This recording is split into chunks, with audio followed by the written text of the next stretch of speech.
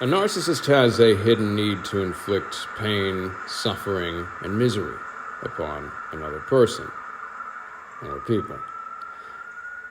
But this is not a legitimate need, and clearly not pro-social or accepted by society at large, and for good reason.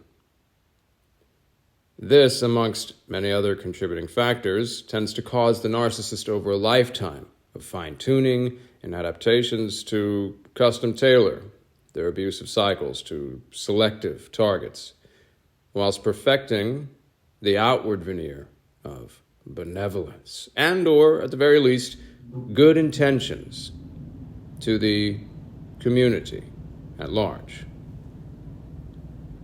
One of the ways this is accomplished is the smear campaign. The smear campaign is when the narcissist enlists various lies by structure, omission, presentation, and sometimes including outright fabrications, but the narcissist is usually pretty cautious about that. And this whole concoction in the smear campaign tends to be about the very target and or targets of their abusive cycles. And this helps to ensure that the narcissist's abusive cycles continue, and it also garners sympathy for the narcissist. The narcissist demands considerably more from their targets than simply sadistic impulses, though. One of the many duties of a target is to become the narcissist's emotional filter organ, as I like to call it. Their dumping ground and punching bag. The narcissist has no genuine or developmentally cohesive adaptations for self-regulation in these and or many other regards. So their abusive cycles, in effect, are a way that they self-regulate. And this is why I've said before that an abuser can't not be abusive. They can't not be abusive. Not without some kind of profound medical intervention, expert interventions, and full-blown commitment by the narcissist, which is exceedingly rare. Exceedingly rare. And conversely, it's often the target that is driven into the hands of professionals instead. The narcissist loves this. They get to appear in control, strong, like they've got all the answers. This is of the utmost importance to a narcissist. The target is often subject to a series of ambient or covert wholesale abusive cycles, often referred to as the narcissist's war of attrition against the target. The smear campaign of the target, promulgated to friends, family, and etc., is one of many of these components to further isolate and disempower the target to have any agency over themselves and their lives, thus adding to the wholesale ensnarement, as it's often referred to these days, by the narcissist. The phrase, "a half-truth is a whole lie," comes to mind.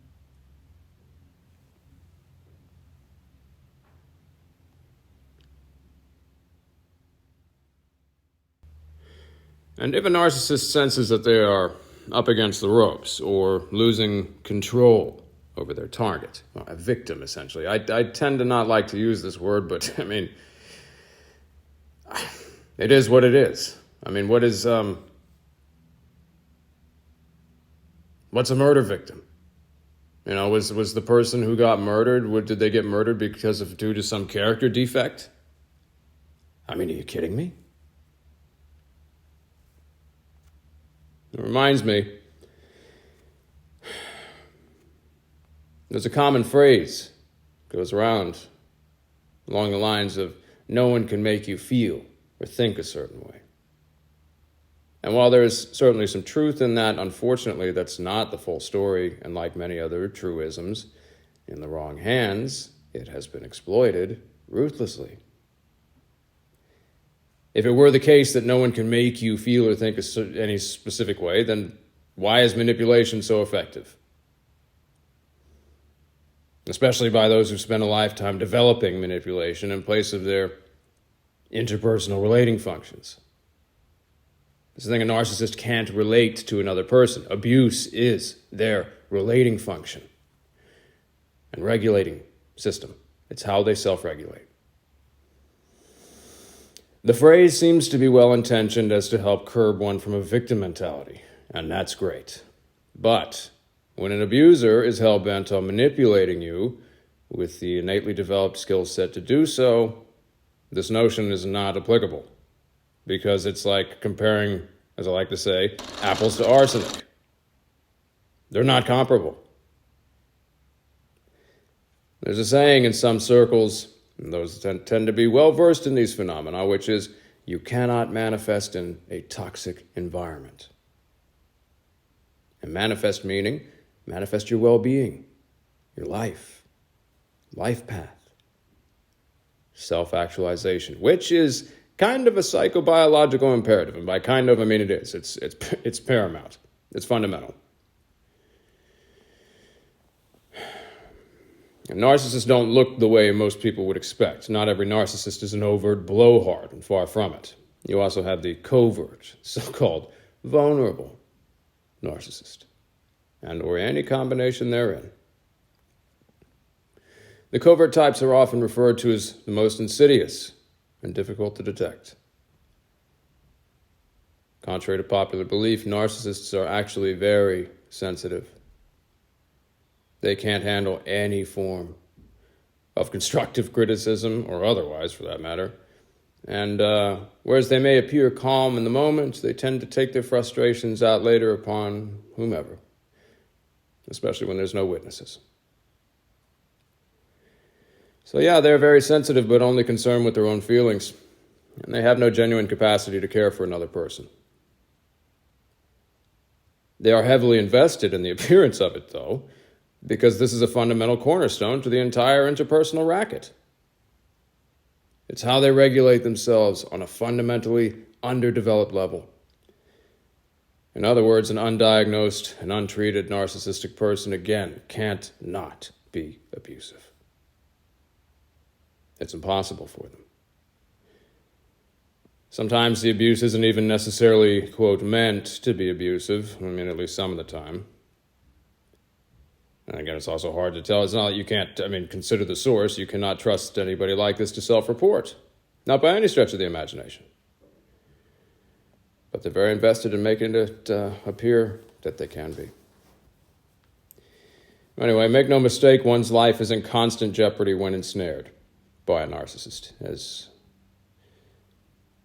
part of the package deal. And despite a narcissist's many protestations, on the contrary, it is verifiably, demonstrably, embarrassment of evidence, abuse, the wholesale eradication of a target's autonomy, especially over time. Psychological abuse is biological abuse. Big time.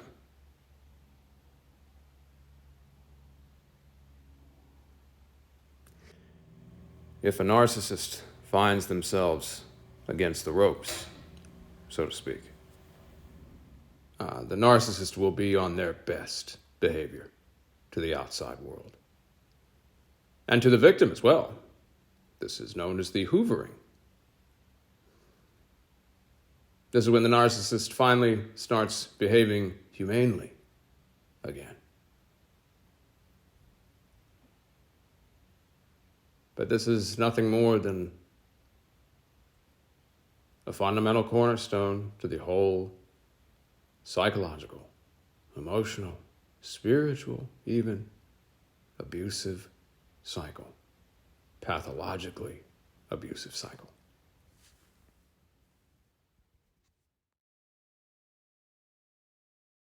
I think that's about it for this one. Thanks for tuning in. And until next time.